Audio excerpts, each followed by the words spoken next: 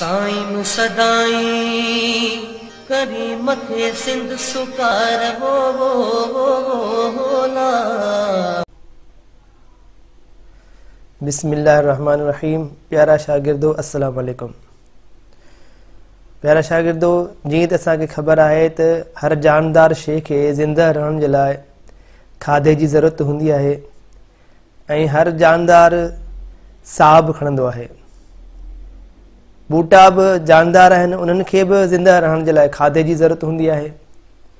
बूटा जंहिं तरीक़े सां खाधो ठाहींदा आहिनि उन खे रोशनाई तरकीब या फोटोसिंथेसिस चइबो आहे। तंहिं करे अॼु पंहिंजो मौज़ू आहे फोटोसिंथेसिस यानी रोशनाई तरकीब। उन सिलसिले में हिन वीडियो में सिखंदासीं बूटा छो अहम आहिनि। Why are plants important. बूटा पंहिंजो खाधो कीअं हासिल कनि था। How do plants get their food. खाधे जी तैयारी लाइ बूटनि जो कहिड़ो हिसो अहम आहे। Which part of the plant is important for the synthesis of food. बूटनि में साह खणण जो अमल कहिड़े हंधि थिए थो। Where does respiration take place in plants? बूटे जे पन जी अंदरी बनावट। Internal structure of a leaf। पन बूटे जो साओ हिस्सो हूंदो आहे। केतिरनि ई बूटनि जा पन सन्हा ऐं वेकरा हूंदा आहिनि। बूटनि जे पननि जो मथियों तह अपर लेयर सणभो ऐं पाणी रोक यानी वाटर प्रूफ हूंदो आहे ऐं उहो पन मां पाणी खे वधीक ख़ारिज थियण खां पिणु रोके थो। सणभे तह जे हेठां मौजूदु ॿिए तह खे पन जी मथी खल या चमड़ी अपर स्किन चइबो आहे। मथी खल वारे तह जे हेठां डिघा घरड़ा यानी सेल्स हूंदा आहिनि जिन में क्लोरोप्लास्ट हूंदो आहे। हिननि क्लोरोप्लास्ट वारनि घरड़नि में क्लोरोफिल मौजूदु हूंदो आहे। बूटा पंहिंजी खोराक हिननि ई घरड़नि में ठाहींदा आहिनि।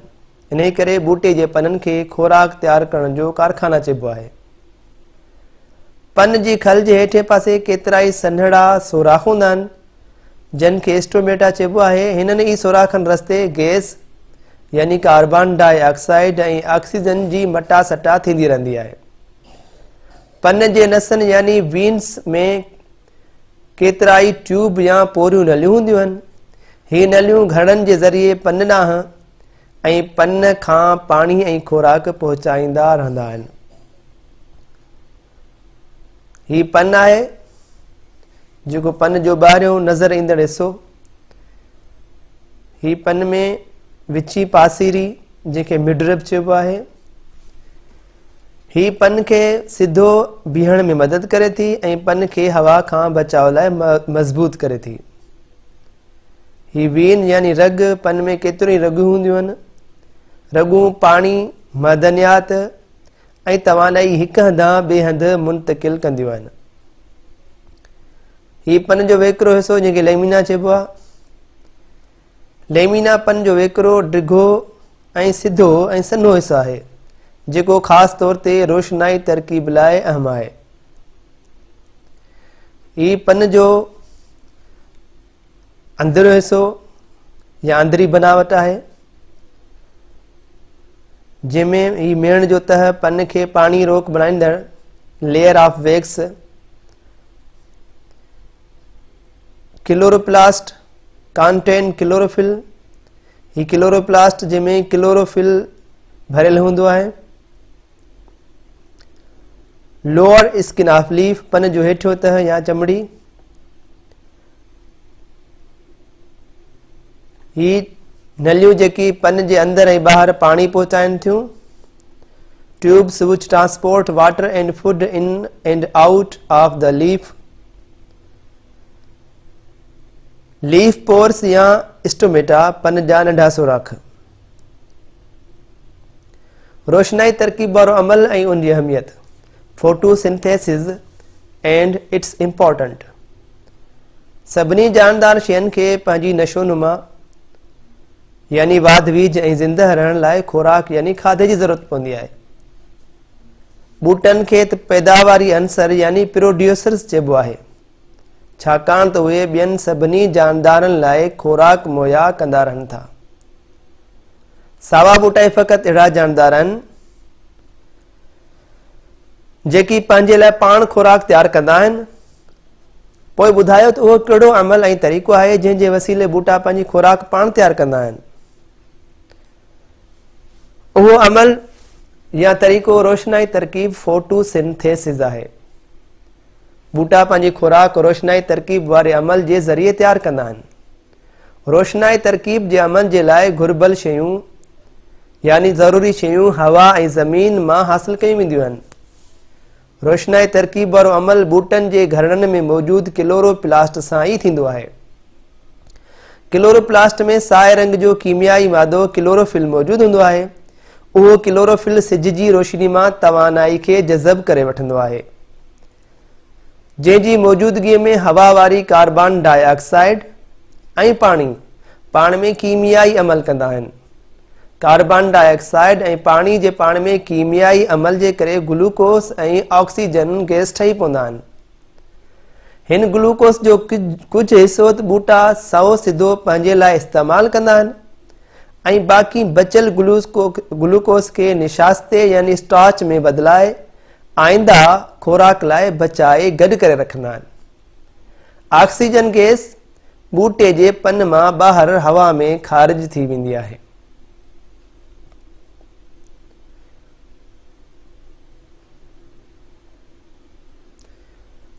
वर्ड इक्वेशन ऑफ फोटोसिंथेसिस रोशनाई तरकीब वारे अमल जी मसावत। कार्बन डाइऑक्साइड ऐं पाणी मिली करे रोशनी ऐं क्लोरोफिल जे ज़रिए ग्लूकोस ऐं ऑक्सीजन ठाहींदा आहिनि। पन जी बनावट ऐं रोशनाई तरकीब वारो अमल। Structure of leaf and photosynthesis. बूटन जे पननि खे ई हिन ज़मीन ते सभ खां वधीक कार आमद यानी फ़ाइदे वारे शमसी पैनल सोलर पैनल चयो वञे थो सोलर पैनल्स चयो वञे थो। सिज जी रोशनी जी तवानाई पननि में मौजूदु क्लोरोफिल जी मदद सां जज़ब थी वेंदी आहे, जंहिं करे पननि में रोशनाई तरकीब वारो अमल शुरू थी वेंदो आहे। पन त केतिरनि ई मुख़्तलिफ़ शिकिलनि ऐं जिसामत वारा थियनि था, यानी पननि जूं शिकिलूं ऐं जिस्म मुख़्तलिफ़ हूंदा आहिनि। हर बूटे जो पन ऐं पन कंहिंजो नंढो कंहिंजो वॾो हूंदो आहे, पर उन्हनि में कहिड़ियूं ॻाल्हियूं हिकु जहिड़ियूं हूंदियूं आहिनि, जंहिंजे करे उन्हनि में वधि रोशनाई तरकीब वारो अमल थींदो आहे। पन वेकरा थियनि था त जीअं गैसूं उन्हनि ताईं आसानी सां पहुची सघनि। पन घणो करे वेकरा ऐं तराखड़ा यानी फ्लेट सिधा थींदा आहिनि त जीअं उन्हनि जे मथां सिरे जी एराज़ी वधी सघे ऐं उहे घणे में घणी रोशनी जज़ब करे सघनि। पन में केतिरियूं ई नसूं हूंदियूं आहिनि जेकी पननि जे मुख़्तलिफ़ हिसनि ॾांहुं पाणी ऐं ग्लूकोस पहुचाईंदियूं रहंदियूं आहिनि। पननि में बारीक सुराख यानी स्टोमेटा बि हूंदा आहिनि, जिन मां गैसूं पन में दाख़िल थी ऐं उन मां ख़ारिज थी सघंदियूं आहिनि। रोशनाई तरकीब वारे अमल लाइ घुर्बल शयूं नेसेसरी फैक्टर्स फॉर फोटोसिंथेसिस। रोशनाई तरकीब वारे अमल लाइ कहिड़ियूं शयूं ज़रूरी आहिनि? लाइट यानी रोशनी। क्लोरोफिल जेको ख़ासि करे पननि में मौजूदु हूंदो आहे, सो सिज जी रोशनी खे जज़ब करे ग्लूकोस तैयारु कंदो आहे। जीअं रोशनी जे मिक़दार में तेज़ी ऐं वाध ईंदी आहे त रोशनाई तरकीब वारे अमल में बि तेज़ी ऐं वाध अची वेंदी आहे। क्लोरोफिल बूटनि जे पननि जे अंदरि मौजूदु क्लोरोप्लास्ट में साए रंग जो मादो हूंदो आहे। क्लोरोफिल जे करे पननि जो रंग पिणु साओ थी पवंदो आहे। पननि में रोशनाई तरकीब वारो अमल तॾहिं मुमकिन थींदो आहे जॾहिं क्लोरोफिल सिज जी रोशनी खे जज़ब करे वठंदो आहे। टेम्परेचर यानी गर्मी जो दर्जो। रोशनाई तरकीब वारो अमल दरअसल एक कीमियाई अमल है ऐं केतिराई कीमियाई अमल गर्मी जे दर्जे ते दारो मदार रखनि था। रोशनाई तरकीब वारो अमल अटकल 45 दर्जा सेंटीग्रेड ऐं उन खां घटि गर्मी जे दर्जे ते निहायत सुस्त थी वेंदो आहे, यानी घटिजी वेंदो आहे।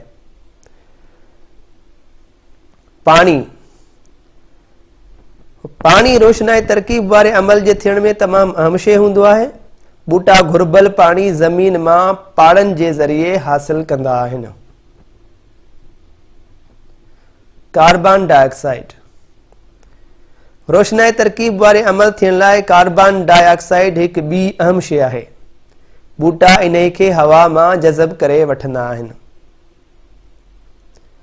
बूटनि में साह खणण जो अमल रेस्पायरेशन इन प्लांट्स बूटनि में रोशनाई तरकीब वारो अमल ऐं साह खणण वारो अमल ॿ अहिड़ा ज़रिया ऐं रस्ता आहिनि जंहिंजे करे घरड़ा तवानाई खे जज़ब करे ऐं गॾु करे ख़ारिज कंदा रहंदा आहिनि।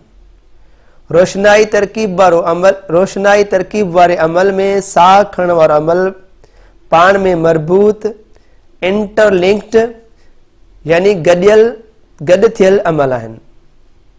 रोशनाई तरकीब वारे अमल में माहौल वारी कार्बन डाइऑक्साइड इस्तेमाल थिए थी ऐं ऑक्सीजन गैस ख़ारिज थिए थी। ही अमल साह खणण वारे अमल में गैसनि जी मटा सटा वारे अमल जे बिल्कुलु उबतड़ आहे।